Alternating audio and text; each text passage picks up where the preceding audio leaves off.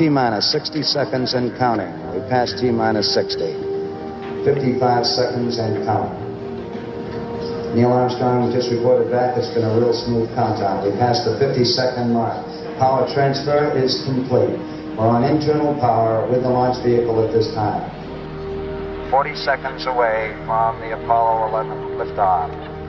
All the second stage tanks now pressurized. 35 seconds and counting. We are still go with Apollo 11. 30 seconds and counting. Astronauts report it feels good. T-minus 25 seconds. 20 seconds and counting. T-minus 15 seconds. Guidance is internal. 12, 11, 10, 9. Ignition sequence starts. 6, 5, 4, 3, 2, 1, 0. All engine running.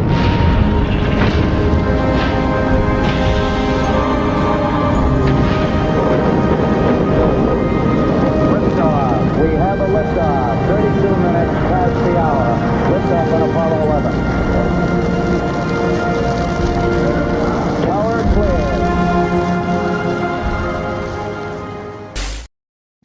Hello and welcome to this edition of the Bullpen. As always, I'm James Roy, and with me is Tom Chevrier. Tom, how are you doing today?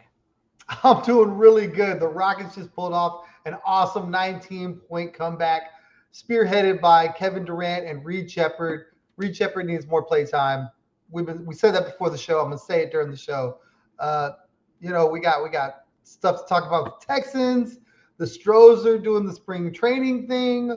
There's the Dynamo are 1-0. Got a big game with LAFC coming up. The rodeo's going on. It is a great time to be a Houstonian, baby.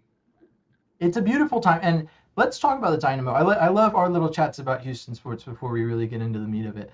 But I'm really hyped about this team this year. It felt like, so obviously I started watching and following more intently in 2023. The Open Cup season, deep run in the playoffs. I was like, oh, this is what it's like to be a Dynamo fan. And then the next two seasons were like, the next season was good, and then the following season was a little disappointing. And so I'm like, okay, well, why does the team never make any moves? Like, why do all the signings seem to be small-time guys that just aren't going to make a difference? And this past offseason, they really emptied the bank and made several moves. They were the only team that outspent them was the Miami. And look at what Miami's done with their roster. There's no outspending Miami. They're bending entire MLS rules to make that roster work. But the Dynamo put in that effort, and I'll admit the first half of the game, I was like, okay, did they spend the money wrong? Like, what's going on? And then the offense started to click. It started to gel, and everything is going well. And I was like, man, they may have really done it. I'm excited to see how that team plays throughout the year. They're giving me a lot of reason. And I'm also really excited that Apple TV decided to get rid of the MLS Pass and just make it Apple TV, because that is going to lighten up the burden on my bank account to keep up with that. And I reckon a lot more people in Houston, which is a great soccer city, will probably be able to follow, because they won't have to pay that extra fee for MLS season pass. But yeah, super excited about them. And then you mentioned the Astros. The Astros are getting into it. This is a really interesting season, because I feel like it's the first season where the Astros have really departed significantly from the core of the dynasty, way off. Obviously not all the way. There's still significant pieces from it, but I'm interested to see if they can put something together this year. And then obviously we've got the scouting combine. We're in the thick of it with the NFL offseason. The Rockets are still pushing. We were talking before the show about the Rockets, and our buddy Will, Bias Houston, one of the bigger Rockets accounts. I like where his heart's at, and I understand as a fan I feeling that it could be over. When you realize that your team's good enough to make a run, but maybe isn't where you thought they should be to have a sure thing. You look back at the Warriors, you look back at the Patriots and dynasties and stuff like that, teams that throughout the season gave their fan bases full confidence that they were going to make a deep run and likely be in the championship. And being this deep, not feeling that the Rockets are at that point is an understandable feeling, but I think given all the players they've lost, losing Fred VanVleet before the season started, Steven Adams going out, I think that they're in a really good spot, and that Durant has been the glue that's held that together. But it was nice to see Reed Shepherd go off tonight. I agree with Will's point, to get to the point of his tweet, which is that the Rockets need to give Reed Shepherd more time. He's very clearly able to fill a need that they have. If they can give him the time, let's do it. So I'm interested to see how they play him. But what were your you were talking about? I want you to give your calm down, it's okay, the Rockets can still do it speech, because I needed that.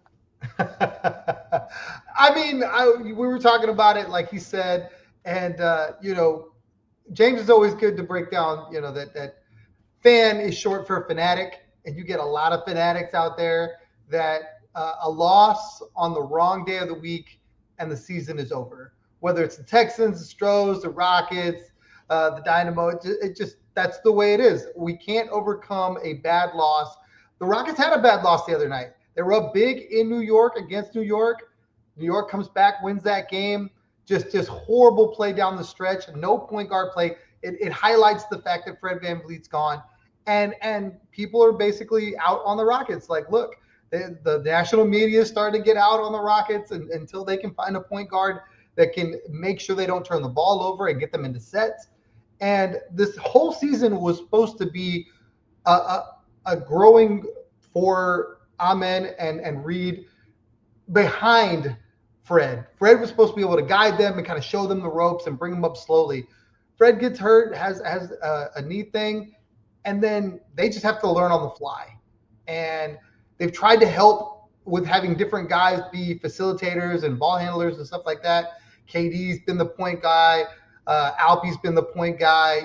Sometimes it's a committee thing where I'm in for a little bit and they bounce it around.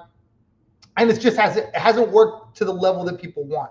This is still a team that's third in the Western Conference. That's very deep.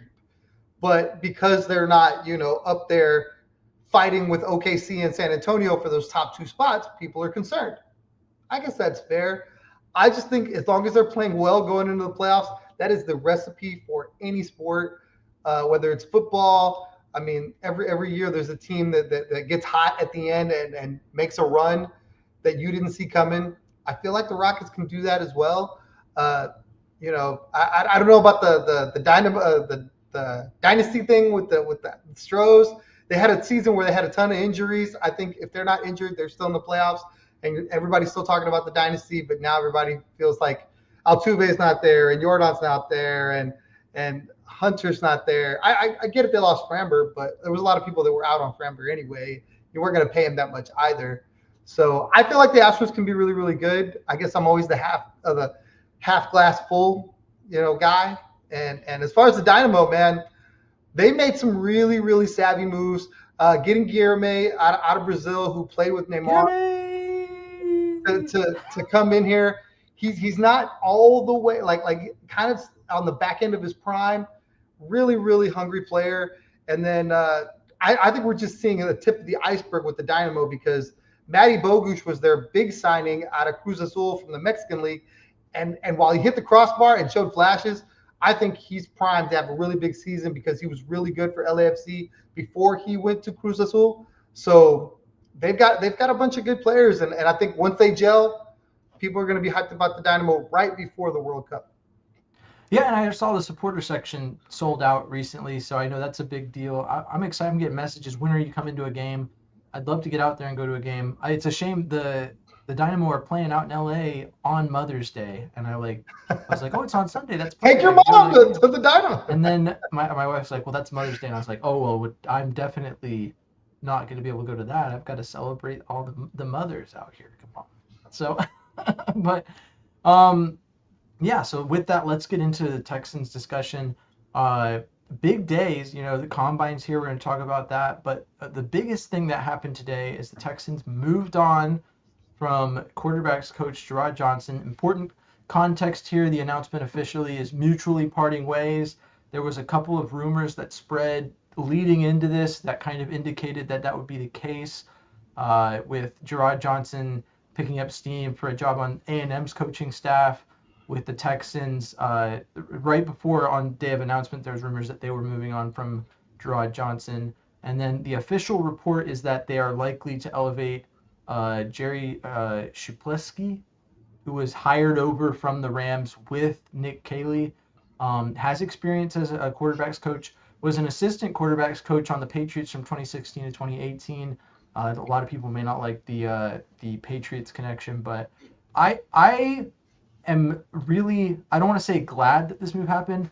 I wish Jerrod Johnson the best, but I feel good about the change. But I'm interested to hear your thoughts. What are your thoughts on the Texans making the change at quarterback coach?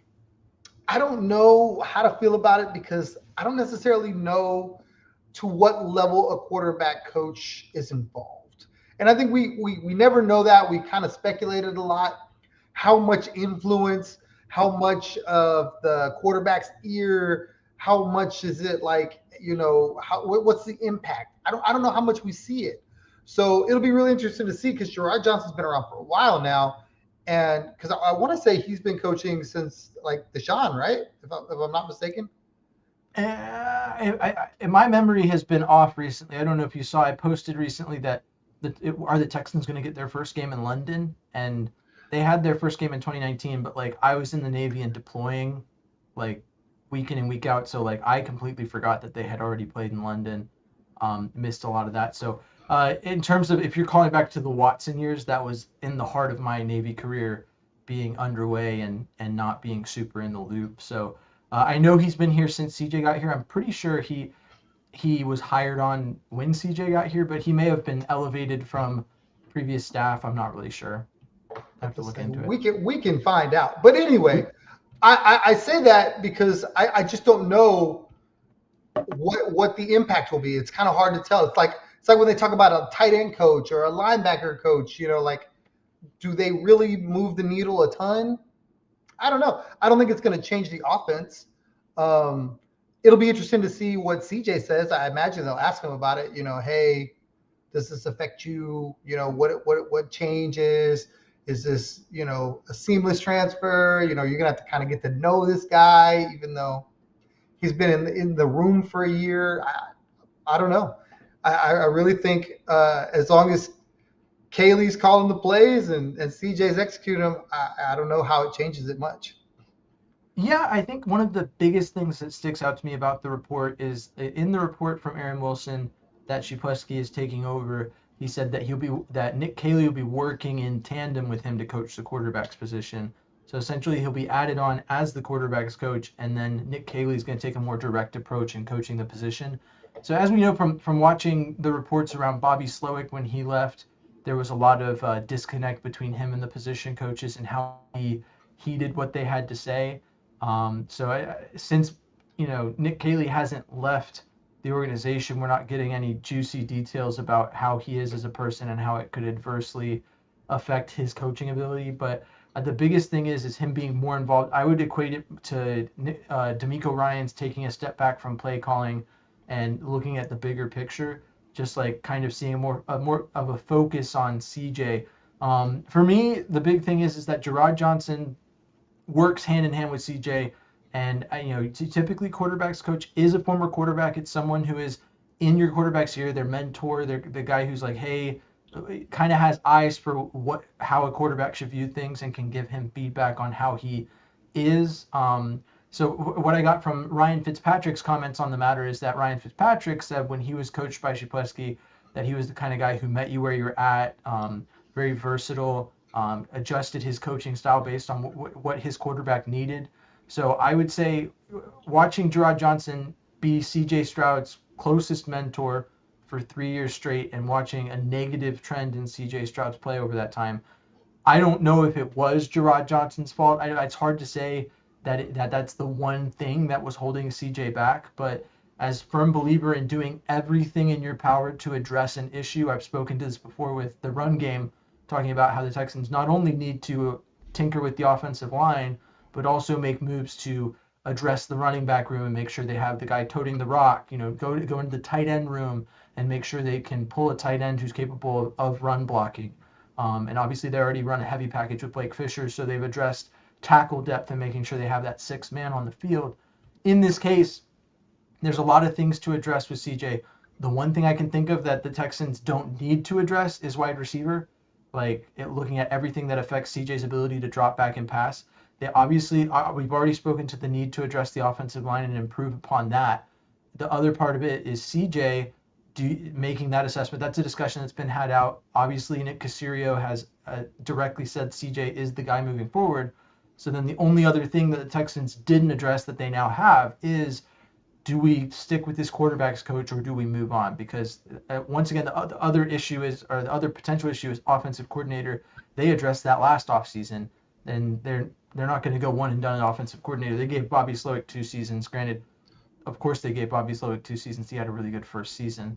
So I think that the change is good. Looking at it, Jerrod Johnson is not as experienced as a coach. Jerry Shapleski's been in the league for a very long time. So that's another thing to point to. A lot of people wanted to bring on an offensive coordinator with experience, but what if I told you that a coordinator at the position-specific level with experience was enough to compensate for that?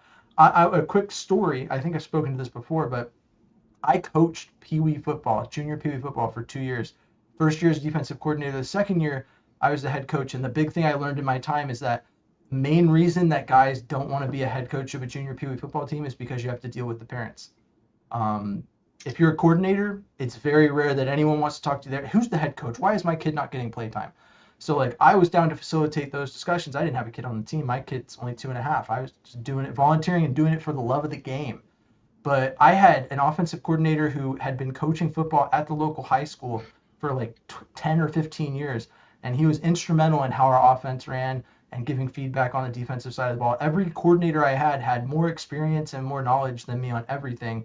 And it set me up for success because I was receptive to their feedback. So I think adding experience at the quarterback position, the quarterback coach position, can never be a bad thing. I think that having a guy who has something reasonable to say, having an offensive coordinator and head coach that are receptive is going to help in some way. So I'm incredibly excited to see the difference that it makes on the field. But huge news coming out of Houston today with that change at QB coach. And I agree with you. I think your final point stands to reason that with Nick Caley calling the plays and CJ Stroud executing, we may or may not even be able to tell the difference between changing quarterback coach. That is what is important, is Nick Caley's ability to call an offense that this team can run. And towards the end of the last season, I felt like he really progressed in that. And I'd hate to see him take a step back, but I think he can, make a difference and take a step forward. A couple of other things. Obviously, we want to talk about the combine, but let's talk about another piece of news that broke. So the Texans have been officially attached. I use Aaron Wilson as my gold standard for if a story has legs and is legitimate. Aaron Wilson has officially connected the Texans to pursuing high-end running backs in the free agent market and has reported that it is likely that the Texans will move on from Joe Mixon. How do you feel about that whole saga? I want to go back to that. So Joe Mixon, early last offseason, goes out with an injury. Looks like he might play. It's basically Christian Harris 2.0 in terms of how that progressed and how it went throughout the season. The only thing is that at least Harris played at the end of the season that he was out. But then Joe Mixon comes in, does that, and in the middle of the season posts, they said he's not likely to return, and he quotes it and says, these people think they know, but they don't, or whatever, and then still doesn't return to play. How do you feel about Joe Mixon's time in Houston and the decision to potentially move on? I think when he played, he was really good. I think he was an ambassador for the Texans, had great energy, locker room guy, that kind of thing. I don't know if we'll ever find out exactly what happened. I know Nick Caserio talked about it being a freak thing, and he's been, hey, what up? He's been, open and receptive, and you see him tweet at the team and stuff like that. It sucks because when and if we ever find out what really happened to Joe Mixon, it's probably going to be disappointing because he had this monster team ready to go and a chance to really do something, if nothing else, just to secure the next bag. And instead, the Texans were without a running back, tried to figure it out on the fly, drafted a guy, might be good down the road. But, you could tell they were missing a Joe Mixon type guy. in their running back ranks. And now, I don't know what happens to him. I mean, I wish him well. I hope that the Texans figure out a suitable replacement, and we're talking about him. Yeah, I think it's a real shame because he seems very like hardcore gung ho for the team that he's with. He's very big on supporting Houston and very vocal about it. So it's a real shame. And I wouldn't mind running it back with him with the assurance that he will be able to play. But even now, Nick Caserio had called it like a shot in the dark or a moving target in terms of what's going to happen there. And last offseason, we saw the byproduct of that where they carried on through the bulk of the offseason believing that Joe Mixon was their guy, and then found out too late to do anything of substance that it wasn't going to be the case, as much as it wasn't reported until much later than that. I believe the signing of Nick Chubb was the first sign, in our eyes, it should have been the first sign that Joe Mixon was not likely to go for a significant amount of time. And so, I mean, I would feel comfortable playing him as with the assurance that he would be back, but I do think that this offseason you have to go into it with the mindset of he probably won't be there. And so you have to, I think going after big names in free agency is huge. There's a couple of outcomes that I'm comfortable with, and that is, Kenneth Walker, Travis Etienne are both guys that appeal, or maybe even Algier out of Atlanta or Rashad White. There's a few options that are comfortable, and I think the big thing is, and I think you have, I don't want to say accused me, but you've talked about Woody Marks and how, why do we need a big signing like Woody Marks has shown a lot, and, Jerrod Jordan. And I think the big thing is that whoever they sign, it doesn't have to be Kenneth Walker, because Kenneth Walker is like RB1. By the way, I think it'd be the most hilarious thing if the Texans signed Kenneth Walker, if on their first possession they like ran him all the way and got down to the goal line and then put Woody Marks in and handed him the ball. A huge PTSD moment for Kenneth Walker. He's like, wait, is Woody Marks Zach Charbonnet? Why do they keep putting him in on the goal line and giving him the ball? But I think that the Texans are in a unique position with their running back room where they don't need a guy who is like the end all be all. It would be nice, and there's a few options there, but with what Woody Marks and Jerrod Jordan have shown, they realistically can add varying levels of running back in free agency and do enough to give this team what they need. And understanding that it's also more important that they improve the run blocking scheme than getting a running back, I think, personally. But I do think it's something that needs to be addressed. The other outcome that I would be comfortable with is if they didn't do anything in free agency, or maybe even, like I said, go like Algier or whatever running back they want to add, and then they went into the draft and in like the third or fourth round took Mike Washington out of Arkansas.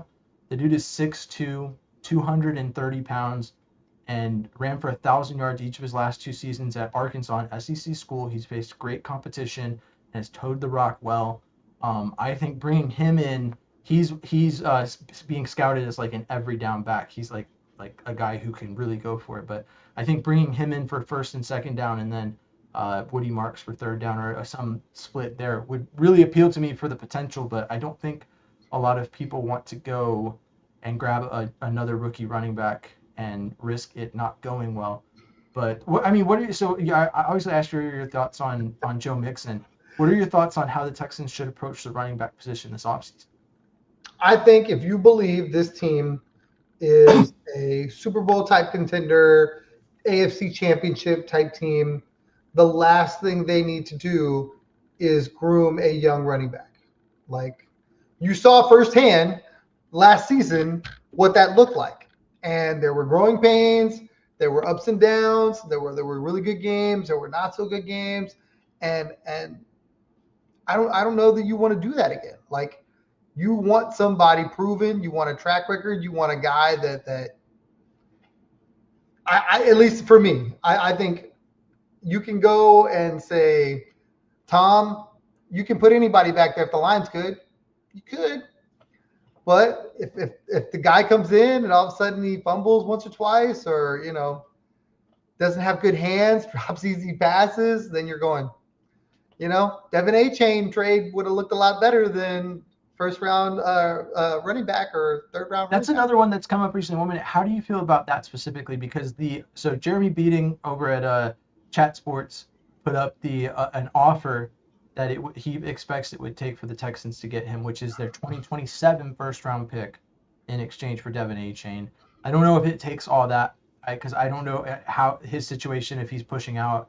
And I'd have to look into how many years are even left on his contract, because a first round pick for a 1 year rental is a steep price to pay. But how do you feel about that in general? Like, would you give up a 2027 first for Devin Achane? If I could get him to sign an extension, absolutely. I mean, I don't know how your fantasy season went, but in every league that I had him, the dude's a monster. Like, the dude can beat you in the pass game, can beat you, with his legs, obviously. So We're going by fantasy. Kenneth Walker's out. He didn't contribute anything in fantasy until the postseason. But I mean, he did contribute. He is a Super Bowl MVP. That's serious hardware. He contributed when it counts. Like you talked about that earlier with the Rockets. It's like, get hot when the postseason hits. That's all you got to do. So if Kenneth Walker doesn't show up until the postseason and then goes on a generational run, no one will care what he did those first 17 games. Yeah, if you don't get saved till your deathbed, I don't think it really matters at the pearly gates, dude. Come on, what are we doing? But yeah, a move like that, I think Rico Dowdle out of Carolina is another name that's been out there floated. There's a lot of different running backs that could fit, and it's just really what you think about Woody Marks. Woody Marks. If you feel like Woody Marks is an every down guy and you just need someone as a change of pace dude, well, then you're talking about like Tyler Algier out of Atlanta, or you're talking about whoever. But you're not looking for a guy like Achane. You're not looking for a guy like Kenneth Walker to be behind those guys. You're obviously not going to pay that. You're going to pay a steep price. So either you think Woody is the guy and you need somebody to complement him, or you think Woody is the complement and you need to go out there big and swing big for a real running back. Well, let's look at the market. So Javonte Williams just signed an extension at $8 million a year. I would put him closer to the category of an Algier or Rashad White, probably a little higher. And then if we look at Saquon Barkley, who I know was like last year or whatever, but and we look at the extension the deal he signed, I believe it was $13 million APY. I don't think there's a running back in this free agent class. It's a solid running back class, but there's not a running back that's commanding Saquon Barkley money in this class. So I'd say I'd put the number probably. I haven't looked at any official stuff. I may sound really dumb saying this, but I think that like Kenneth Walker, if he doesn't re-up with Seattle, which obviously rumors indicate that's the case, but I mean things change between now and then.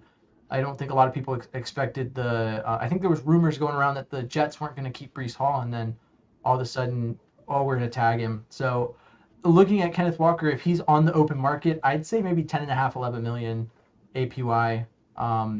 And that's the most expensive back available outside of if you traded for Devin Achane and you wanted, like you said, give up a first round pick under the impression that you're getting an extension signed by him, then yeah, that would be a little more expensive, I think, or maybe at or about. So I agree it could get pretty expensive, but I also agree with you. I don't think at this point that we're super concerned with the money. We need to get a guy in there that they feel like is going to take us all the way. When there's like I said earlier, when there's an issue with a part of the team, address it in every way possible to the maximum extent. We've already gotten indications from Nick Caserio through his comments at the Combine, and it's going to sound dumb because it sounded dumb when I read the report. Kind of like when someone, sleeper or underdog or something, tweeted like the Texans are expected to extend Will Anderson Jr. or prioritize. I'm like, yeah, what did Texans commenter say? Water is wet. Like, what are we doing? That's not breaking news. That's a statement of fact. Like, we all knew that. And so I think that obviously Nick Caserio said at the Combine, we're going to address the offensive line in the draft and free agency. What else is news? The clouds. There's clouds in the sky typically when it rains. Very rare you see a sun shower, but the team is going to do what they can to the maximum extent make this run game work. And so I would not put it past them to spend that kind of money. And I agree with Scott here. He says that Rico's a solid back, just need a variety. back to complement one another. I mean, I think that Rico Dowdle has shown really well, excuse me, in Carolina and over his career when he's given the opportunity. I think that this is a running back room that can take that chance, can go with Rico Dowdle, which is kind of, it's not even really that much of a chance. I think he's shown really well in a Panther situation that's not better than Houston. So Well, I their mean, offensive line was really good. oh So yeah, what I read is like he ran behind a really good offensive line. Kenneth Walker ran behind a really good offensive line, and the other guys didn't do as well, or their offensive line weren't as good. So it'll be interesting to see what the Texans do. If you put one of those guys behind a bad offensive line, do they still look good? I don't know. yeah, that's the big question. And I mean, not to downplay what Arian Foster did, but the Texans had such a great offensive line. They took an undrafted running back, and to be fair, it plays both sides. Arian Foster had the vision to take advantage of it. The Texans offensive line had the run blocking ability to give him the lanes in that zone scheme to take off and do what he did. It's a two-way street. The Texans can't just throw a running back there and be like, yep, that guy's really good. He's going to get us yards. There is that to some extent. I think that's what Joe Mixon did for this team in a poor run blocking scheme, was made it look better than it was because he was able to overcome some of those issues. But I think over the course of this offseason, the goal should be to add on some offensive linemen that can run block and bring in a guy who can take advantage of it. So I am not super concerned. The Texans can create like close to 70 million in cap if they through restructures and extensions. So like the cap is not real. I've been saying that for a while now. And I think Nick Caserio said that first. That's why I say it. Like, it's not a real number. If the Texans want to sign someone, they'll just move around the money and make it available to bring that person in. It's just how it works. So, but I'm pretty excited. I love the options at running back. I think it's a really thoroughly enjoyable market to be in this offseason. As opposed like last offseason, once Saquon Barkley was off the board, it just kind of felt like, oh no, what do we do? So I'm pretty stoked about that.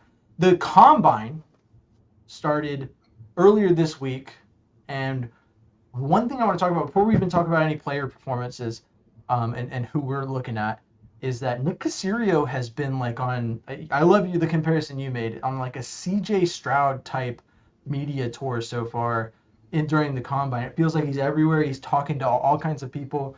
And he seems like the kind of person who just doesn't like to talk to people. But all of a sudden he's like on the Pat McAfee show throwing footballs for charity. Like, how do you feel about this Nick Caserio that we're seeing? Is this like a confidence thing? What's going on? It's interesting because a lot of people in Houston don't love his answers and his, word salad that he gives sometimes. He seems kind of, unapproachable a little bit. And then you see him on the Pat McAfee show dapping guys up and hugs and high fives and throw footballs for charity. It just seems like a chill dude, talking wrestling, talking Texans, talking mascots, all kinds of things. So I don't know if this is like PR for himself. Like, hey, maybe, I get a bad rap and I'm just a chill dude. Maybe. I don't know. It's interesting because it was not on my bingo card. At no point in time did I expect to see this much Nick Caserio on ESPN. Just didn't. So it's interesting. Right. And I don't know. I'll say this, like one of the things that I've noticed since I've started tweeting about the Texans more and getting into that space where like a lot of teams, like I disclaimer, like I just like talking about the Texans. That's why I do it. It's nice to have this forum where I can go and there's an active comment section and people are giving feedback on what I was saying and giving their opinions so that I can, I've always in a military family, grew up away from the Houston Texans community. Also, as a new team, there just wasn't really a large Texans community. So having this platform is great. Other teams like make sure, I'll look to another sport in the Rockets, like they have a social media night, like they reach out to content creators and try and like foster that relationship. The Texans are very much interested in clout chasing, if you will, which is interesting because they're an NFL team. They don't have to chase clout, but like their priority will always be putting their players and their front office and anyone that represents their team in front of the largest platform that they can. And they've shown that throughout the time that we've been talking about them since this podcast has been a thing. And so it's not surprising that he's on ESPN, but it was surprising to see him so, I don't know. He'll like sit down, and a lot of times it feels like he doesn't want to be there, but it seemed like he was just kind of chill, like throwing out with Pat McAfee. So it's interesting to see that side of Nick Caserio. Let's see. Obviously, it's pretty early goings in the combine. We got linebackers and defensive linemen doing their thing, running. We've already seen a pretty quick move. This is one observation I want to make. Obviously, a lot of people really like Lee Hunter out of Texas Tech to the Texans. He's more in the Texans' range at 28. They could move up, or they could see him fall to there. There's a whole nother defensive lineman from Texas Tech that's projecting a lot higher than him in the draft. And he's like 293, and he ran a 4.51 unofficial at the combine. And it just reminded me that like some people are shopping in very different stores than us. Because like I remember being a team that was in the top 5 and being like, there's all these players. Oh, Derek Stingley, we should get Derek Stingley. Sauce Gardner, all these players that were like within reach, like within reason. And now that we're like a good team sitting here in the back of the first round, like I sure hope this player falls to us. We really need this. This would be really helpful if we could get this player. How do you feel seeing like these players that feel a little out of range doing really well at the combine and being like, good on you, New York. That you'll be really good in a Jets uniform. That's probably where you're going. I mean, as an Astros fan, you kind of know what that is, right? The last 10 years, you're not drafting at the top. I mean, when the whole scandal thing broke, they didn't draft for a couple of years in the first round at all. So you're shopping, you're bargain shopping, you're sitting there, hey, somebody falls down, maybe we get them, that kind of thing. Somebody has a bad workout or something, minor injury. You're rooting for all those things because then you end up with a guy like Kamari Lassiter who had a bad 40 time, who if everybody knew Kamari Lassiter was going to be this dude coming out of Georgia where, all they do is breed stud football players, there would have been teams lining up to draft Kamari Lassiter. Instead, they looked at the measurables and said, we can do better. And now they're over here going, we are so stupid because this guy was a dog there. Everybody said he was a dog, a Georgia Bulldog, no joke, no pun intended. And then now he's in the league and he's just a dog. So it's interesting. To me, I love Nick's approach. It's always the best player available, and we make it work. And people don't like that because we got needs, and everybody wants to fill holes and needs. And he's like, dude, I don't know what those are. And I know you love that saying, so I use it. I stole it from you because I like that answer. I really do. For him to say, look, we just go get the best assembly of guys we can get and figure it out. And then if we need to go get some more guys, we go get some more guys. Like, that's probably the right way to do it. When you start reaching for guys and drafting for position and putting yourself in a space where I have to take this guy, you miss out on a Kamari Lassiter, you miss out on a Jalen Noel, you miss out on a Nico Collins even, and for what? Because you were afraid to move outside the box. Well, now you're wishing you had him. The Eagles make a killing and a living just drafting the best available players. But they always get the best available interior defensive and offensive linemen, which is what we need. I hope that's what they do this year. I just, if it's not available, I don't know what to tell you. When we get into mock drafts, I'll talk to them. But yeah, we'll get into those in just a minute. But I wanted to comment on Brandon Hallam, Texans chat OG. Gave us. I put his comment up. I'll put it up again. Says the combine gave us more insight on which players the Texans have connections with, in terms of guys in the class. And I agree with that. Like, it's always nice to see, like, obviously, I haven't posted about it recently, but like I've been really looking at Mike Washington Jr. out of Arkansas, and I'm like, that is a guy that is definitely a guy I want on the Texans, like, right now. And so to hear that he went to the podium and he was asked, who have you met with? And it's like, oh, he had an informal meeting with the Texans. I'm like, oh, perfect. The Texans talked to this guy. So now I don't feel crazy for thinking that he should be in a Texans uniform come, fall time. Speaking of, there was someone who tweeted like rules for combine stuff. You should not be able to ask a player if he's met with your team, and I'm like, that's like I relying on Landry Locker and Cody Stutes to feed me that information. So why should they not be able to ask that? I need to know it. Like that's how I'm not out there in Indy. I wish I was, but I'm trying to know that information. So yeah, I mean, as far as the combine goes, it's early going. We'll probably have more to say on it next week once more of the workouts have happened. But just exciting to see how these guys' stock is going to move based off how they perform at these things, and hopefully maybe a couple of these guards have a bad combine workout and we can pick up a couple of better players, at better picks, better value. It's funny you referenced last year too, because it's like one of the few times where Nick Caserio was like, this is a need we have. We're going to draft this right now. It's probably not what he was thinking, but it definitely felt like that's what he was doing. So it felt like that was inevitably the pick was corner at that pick at that time.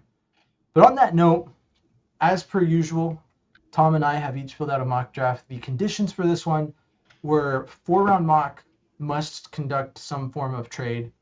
And so I think each of us did 2 trades, if I'm not mistaken. I already have a problem with Tom's first trade. I felt like I didn't love the value. I didn't think it was awful, but I didn't think it was my favorite. But before we do that, let's go into these comments. Let's see, even if they don't meet with them at the combine, they may get a visit or a pro day with them.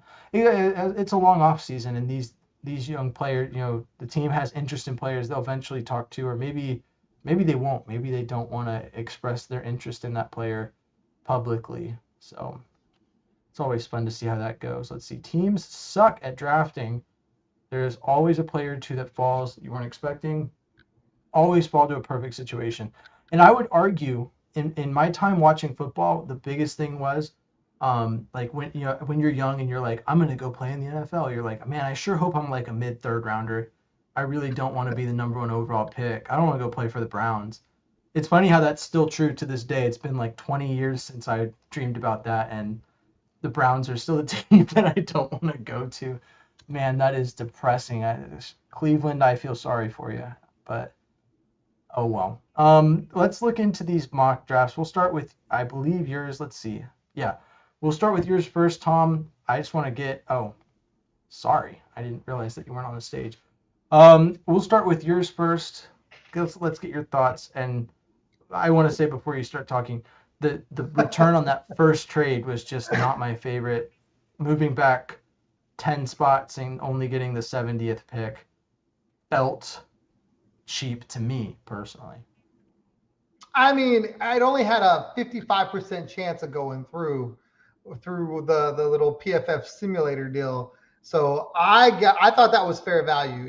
I probably could have asked for more, maybe like a 6th round pick or a 7th round pick, but that was a pick I wouldn't get to make. So I really tried to curtail it to picks I knew I would make. In a real world scenario, I'm probably asking for a 5th or a 6th or something on top of that too. It wouldn't have made any sense to do it now because we're only mocking for 4. So yeah, you're right. Okay. You're right in that sense that I probably didn't get enough, but I wasn't going to get another premium pick. I was going to get something on the end that I wouldn't even take. No, yeah. All right, let's see. Walk us through it. Walk us through your mock draft. I liked yours a lot personally. I felt like it hit a lot of checked a lot of boxes. The 2 linebacker thing was questionable, but then I looked at our depth chart and was like, okay, I see. It's late in the draft. Pick up 2 guys, Yeah. And I mean, he had really good grades. Another SEC guy, you're talking about Tari and York, played well when it mattered. So I imagine I tried to channel my inner Nick Caserio with a lot of these picks, but I also drafted for need. I started with guard. I feel like guard is going to be left, right, whatever. They're going to have to get a guard in there somewhere. And that was the best guy on the board. I've seen him mocked to the Texans a couple different times. So I thought at that spot, it was a good value for him there. You definitely wouldn't want to reach for that guy at 28. I think that where I got him was where he should go. So I thought that was a really good move to move back, get a pick, and then, be able to get the guy you probably want to get anyway. The second trade, again, I just didn't like what was available to me at the time. So I reached out to teams that the Texans had dealt with before. Cleveland is always a willing trade partner, it seems like. San Fran recently has been a willing trade partner with the Texans. Obviously they've done some deals. So I thought this was an opportunity to get move back 20 spots and get a third round pick. I thought was really good. I like the value on that trade, yeah.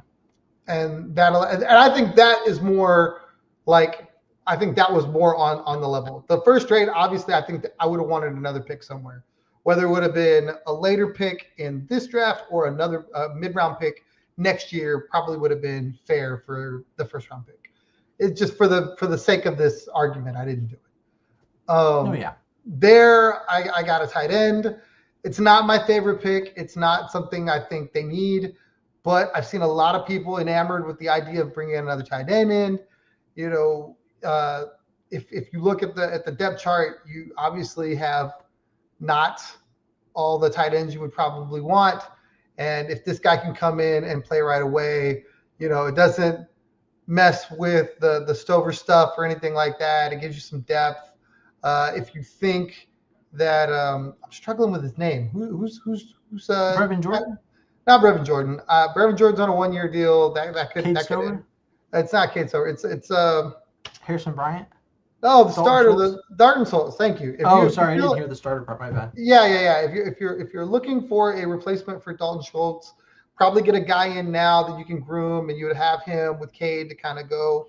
So I thought that'd be a good pick in round 2. With the second pick in round 2, I took a interior guy because I know the Texans desperately need interior help.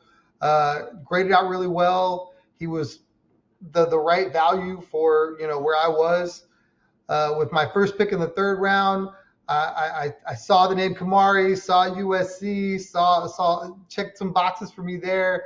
They've had really good success with Kamaris and then really good success with USC guys, and they cannot have enough safeties right now, so that worked out for me. Second pick in the third round, I saw the center there. I know people are a little. I don't want to start a bunch of young guys on the offensive line, but you need the depth regardless, right? 100%. Here's a guy in the third round that you can mold into your starting center if you don't feel like Jake Andrews is the guy. If they're not going to go out and spend a ton of money, if they spend it on the running back, I don't think they're going to spend it on the center or the line to that extent. When Heck didn't give up a single sack in his entire college career, which was 800, pass snaps. But I think you talked about him last week, correct? Yeah, I did. Yeah. But I didn't pick him, so I'm glad you put him out there so I could bring it up again. So again, right about the right place, right time. He was on their board at 68. We're picking 70. I like that one. The first linebacker choice, again, I feel linebacker is an area of need. I know that people don't feel that way. I know that it seems like on paper like they have enough linebackers, but I think they never do. D'Amico being a linebacker guy, I really feel like he is more suited to coach up linebackers than anyone else. I don't know enough about Kyle Lewis, only that he was graded, again, number 94 on the board for PFF. Number 92 is where I was. I didn't want to reach too far. So I took him, and for me, it probably would have been another lineman if I could have found it, but there was no really good offensive, defensive, interior line guys that I could go after. So there were no trades available to me either. So I just kind of left it at that. Found Rutledge, the guard, in round 4. I don't know how he fell that far. Picking at 106, I think you take that dude and you either make him depth, make him a starter, whatever. I don't think that's a bad pick. And then to round it out, we had another linebacker just kind of fall in my lap. Again, graded up really high, and I'm picking 7 picks lower. It just made sense for me. Let me get another guy in the building. If for some reason Kyle Lewis doesn't work out, maybe Torian York does. Yeah, I mean, I like that approach. You've got a guy in D'Amico that is a known linebacker doctor, can make it work. So I like bringing in guys that he can work with. They can function as depth. I mean, look at Jamal Hill has been there for a minute as a 6th-round pick. I'd expect to see a step forward from him. And then Henry To'oTo'o is a later round pick that has been molded into a more useful linebacker. So I I think overall you did pretty good. I think PFF kind of hit the nail on the head with your grade. And I was also surprised to see Keelan Rutledge fall that far. And then, Brandon, I just posted the comment earlier, but Brandon mentioned the PFF graders not having all 22 film. And it's funny you mentioned that. I tried to do the PFF school for like analysts or whatever. It turned out to be a lot more time consuming than I was able to handle at the time, but they were like going through the process of it, and they literally are like screen grabbing live games and sending them to you, and you have to like you're trying to have your grade out by the end of the game essentially. It's like a very quick process. That's why they don't have all 22 film. There's no time to go back, and if they waited for that, it would take longer. It's more about having it out quicker. Whether or not that's right or not, I'll let you decide. But let's move on. Got my mock draft up next. I made a couple trades. I went ahead and picked at 28. Lee Hunter fell at 28 as the best available player. Sorry, Tom. Here, let me put you up there so that you can respond. But Lee Hunter was up there. I liked it. I thought it was a really good pick. I think the Texans have been reported that they want to go younger on the defensive interior. So one of the least shocking results for me would be going defensive interior high if they don't like the crop of offensive linemen that are there when they pick. The next two picks I went with offensive linemen.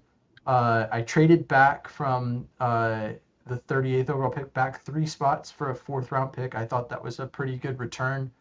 And picked up Max out of Arizona State. Jason Braddock's pretty high on him.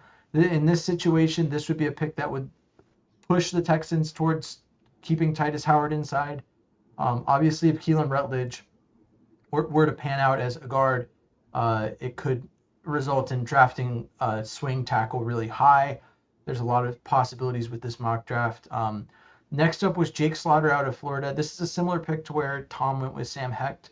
I spoke to this last week. I like the competition that Jake Slaughter faced a lot better between him and Connor Liu, being in the SEC versus Sam Hecht being a Big 12 guy. So even though Sam Hecht didn't allow any sacks, I thought the sack numbers for the other guys, which was like 1 or 2 a season, were negligible given the competition that they faced. From there, I traded out of the 75th pick, or I traded out of the 59th. Sorry, no, 1 minute. So that was my 3rd round pick, and then I had traded out of the 59th overall pick and picked up the 75th and 90th pick. I expressly it's funny that Tom commented on Keelan Rutledge falling, and all that, because I expressly made this trade to make sure that Keelan Rutledge would be available at the 90th pick. I was looking for teams that had a third round pick or two to give, or the 2nd round pick that I had, and that was where I came to. So I don't know if I fully liked the value. I mean, it was 2 pretty good picks. I didn't hate it. It accomplished the purposes that I wanted to accomplish. So I went Jacob Rodriguez at the 75th pick. I've been pretty high on him. I don't think I need to elaborate a lot on that. I just think adding a really solid linebacker. If you look at the Texans linebacker depth chart, it is imperative that they do something at linebacker, whether it's bring back EJ Speed, go into the draft and grab a guy, both. I mean, they need to do something at that position to maintain it. And then Rutledge, we talked about Rutledge. I like Rutledge a lot. I went with tight end in the 4th round. I think that Sam Roush is really good value. This is about where he's projecting. He rates out really well as a run blocker. And that's the main reason that I would want to bring in a tight end. I think that Dalton Schultz and Brevin Jordan give you a lot. I'm neither here nor there on Cade Stover at this point. I think that they can carry 4 in that room. If they decided not to, I wouldn't hate the idea of moving on from Cade Stover. I think he's been given a lot of opportunities to step up when needed and has been a little inconsistent. But I also don't hate the idea of keeping him. I think that development takes time.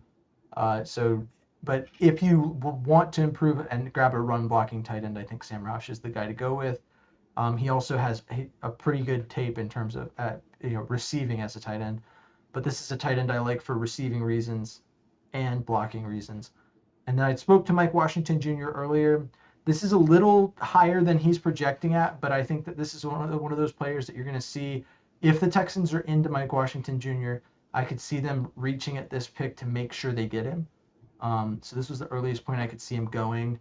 Like I said, 6'2", 230 pounds, sign me up. If you spend a 4th-round pick on a running back with that build and you don't get what you thought you were going to get out of him, it's hard to be mad about it.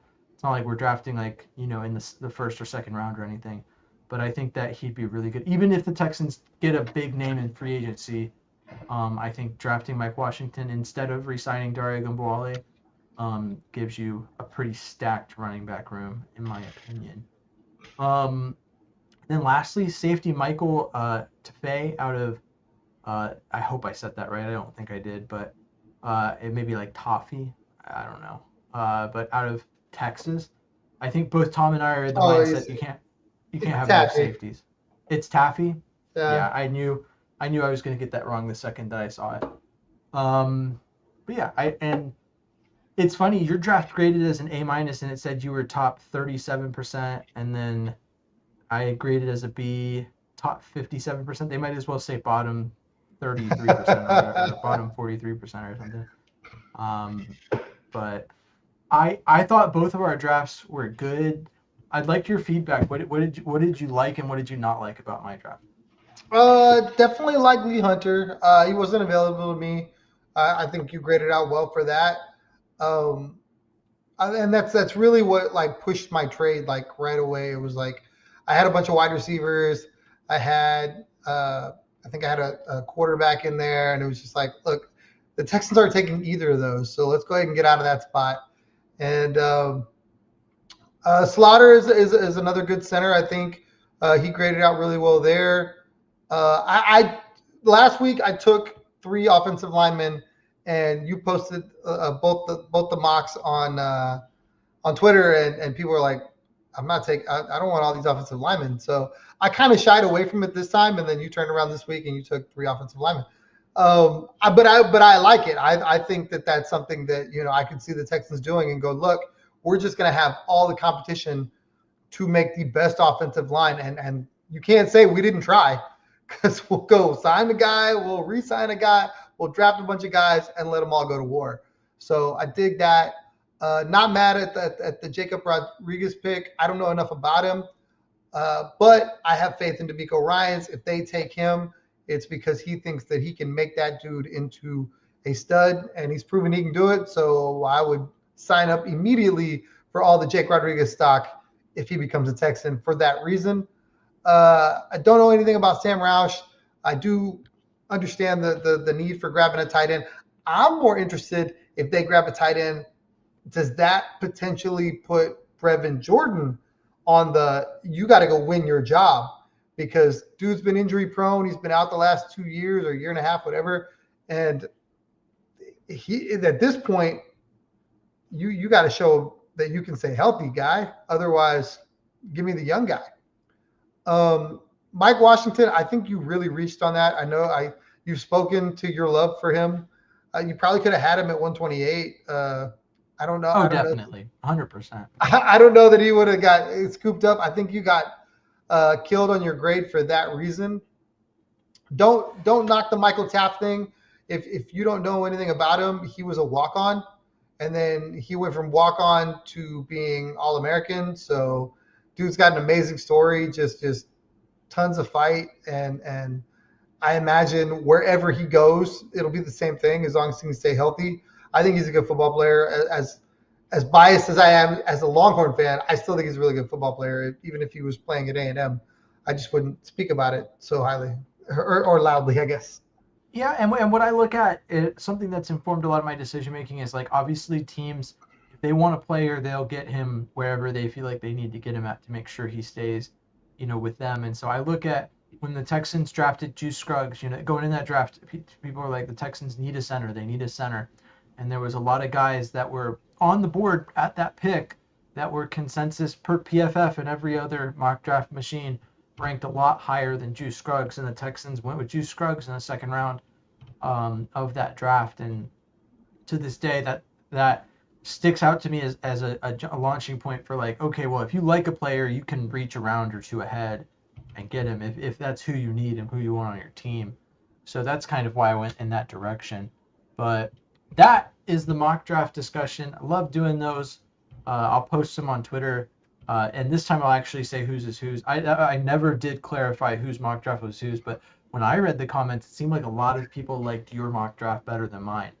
But that's to be expected, I guess. You're more level-headed and going after. I'm like, oh, I like this guy. I'm gonna go get him.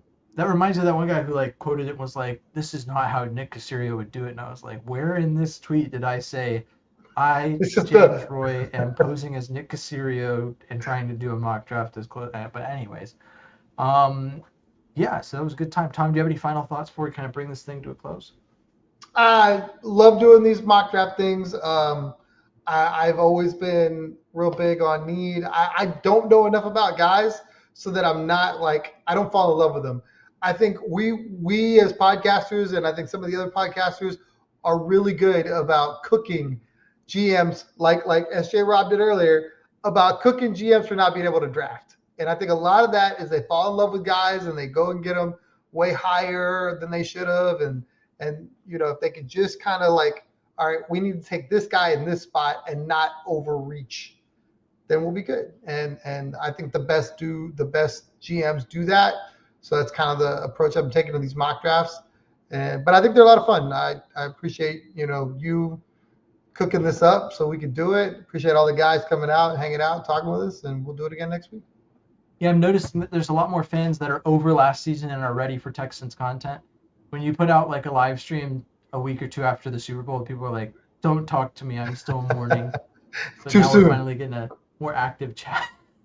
So I think that the big thing is like I've used a couple of different mock draft services this offseason. I went live with the mock draft professor a couple weeks ago, and like on his, I was surprised like he had players that I had seen on other services rated as first round picks, like unrated, because his is based off of how Texans fans use it. So like there was tight ends that are rating as like first or second round picks that were not being picked because there's not a lot of Texans fans using his service who think the Texans need a tight end. So I've seen a lot of interesting things, and the biggest takeaway over these past 3 or 4 years that we've been doing this podcast is that every team has their own board, and like we can do our best to guess at who we'd like to see.